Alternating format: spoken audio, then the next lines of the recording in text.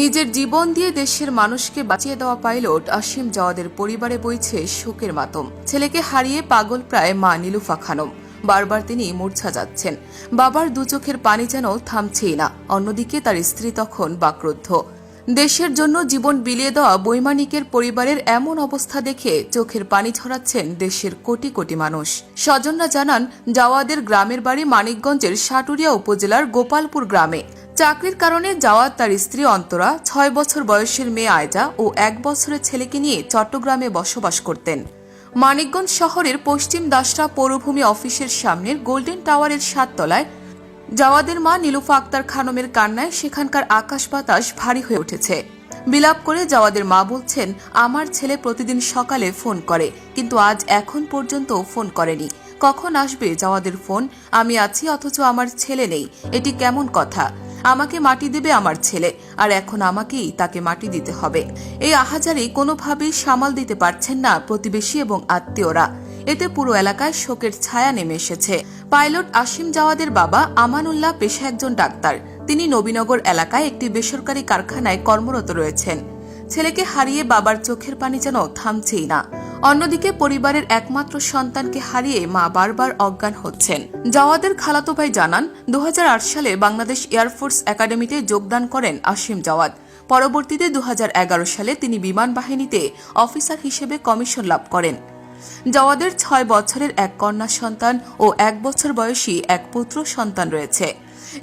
স্ত্রী রিফাত অন্তরা সহ চট্টগ্রাম বিমান বাহিনীর ঘাঁটি জহুরুল হকের অফিসার্স আবাসিক এলাকার নীলিমাতে থাকতেন তারা। প্রয়াত স্কোয়াড্রন আসিম জাওয়াদের বড় মামা জানান, তার ভাগ্নে অত্যন্ত মেধাবী ছিল। স্কুল ও কলেজ জীবনে সবসময় প্রথম হতেন তিনি। ছোটবেলা থেকে জাওয়াদের স্বপ্ন ছিল সে পাইলট হবে।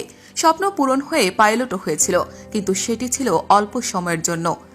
জাওয়াদকে হারিয়ে পরিবারের মাথায় যেন আকাশ ভেঙে পড়েছে। এদিকে আজ 10 মে শুক্রবার সকাল 10:20 বাংলাদেশ বিমান বাহিনীর ঘাঁটি বাসারের প্যারেড গ্রাউন্ডে পাইলট আসিম জাওয়াদের দ্বিতীয় জানাজা অনুষ্ঠিত হয়েছে। জানাজা সম্পন্ন হলে প্রধানমন্ত্রী, রাষ্ট্রপতি ও 3 বাহিনীর পক্ষ থেকে ফুল দিয়ে শ্রদ্ধা নিবেদন করা হয়। এর আগে সকাল 8টায় বিমান বাহিনীর একটি বিমানে করে বাংলাদেশ বিমান বাহিনীর ঘাঁটিতে আসিমের দেহ ঢাকায় আনা হয়। এরপর দ্বিতীয় জানাজা ও ফিউনারেল প্যারেডের জন্য বাংলাদেশ বিমান বাহিনীর ঘাঁটি বাসারের প্যারেড গ্রাউন্ডে নিয়ে যাওয়া হয়। উল্লেখ্য, চট্টগ্রামের পতেঙ্গায় বিমান বাহিনীর একটি প্রশিক্ষণ যুদ্ধ বিমান বিধ্বস্তের ঘটনায় গুরুতর আহত হন পাইলট আসিম জাওয়াদ। পরে দুপুর 12:30টার দিকে বানৌজা ইশাখা হাসপাতালে চিকিৎসাধীন অবস্থায় তিনি অন্নভুবনে পাড়ি জমান। এই ঘটনায় আহত আরেক পাইলট এখনও হাসপাতালে চিকিৎসাধীন আছেন। এর আগে গত 9 মে বৃহস্পতিবার 10:25 দিকে চট্টগ্রাম বন্দরের পতেঙ্গা টার্মিনাল এলাকায় বিমান বাহিনীর ইয়াক 130 প্রশিক্ষণ বিমানটি দুর্ঘটনায় পতিত হয়। এ সময় বড় ধরনের ক্ষতি এড়াতে 2 বৈমানিক অত্যন্ত সাহসিকতা ও দক্ষতার সঙ্গে বিমানটিকে বিমানবন্দরের নিকট অবস্থিত ঘন বসতিপূর্ণ এলাকা থেকে জনবিরল এলাকায় নিয়ে যেতে সক্ষম হন। পরবর্তীতে স্থানীয় জেলে এবং নৌবাহিনীর কর্মকর্তারা বিমানের 2 জন পাইলটকে উদ্ধার করেন। আইএসপিআর এর বিজ্ঞপ্তিতে জানানো হয়, স্কোয়াড্রন লিডার আসিম জাওয়াদ 1992 সালের 20 মার্চ মানিকগঞ্জ জেলায় সাটুরিয়া থানার গোপালপুর গ্রামের এক সম্ভ্রান্ত মুসলিম পরিবারে জন্মগ্রহণ করেন।